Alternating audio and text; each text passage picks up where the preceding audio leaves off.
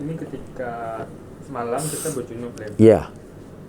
Selanjutnya kita juga telat sahur. Ya. Itu bagaimana teman-teman? Tadi yang menjadi sahnya puasa adalah karena adanya niat. Jadi terkait misalnya orang yang berjunub pada waktu malam, kalau ada dia niat untuk berpuasa besok, maka puasa itu tetap sah. Puasa itu tetap sah, dan junub itu terkaitnya dengan salat.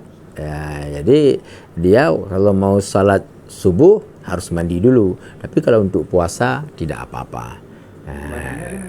Setelah sahur atau pas sudah azan?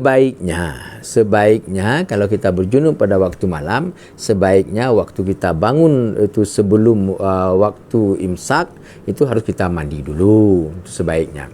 Karena orang yang berjunub itu semakin cepat dia mandi, maka semakin baik ketimbang dia memperlambat urusan mandi itu, mandi junub itu. Kalau misalnya bangunnya misalnya jam 8 pagi gitu.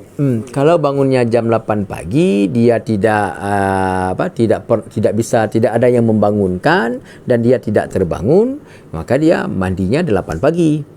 Malamnya ada niat puasa, puasanya tetap sah, di 8 pagi mandi, sesudah mandi laksanakan salat fardu subuh. Mandinya gimana, Lem? Kan harus masukin ke harus bersihin gimana? Enggak, mandi itu dalam bulan puasa seperti mandi yang biasa.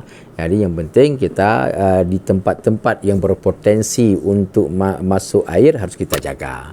Harus kita jaga itu.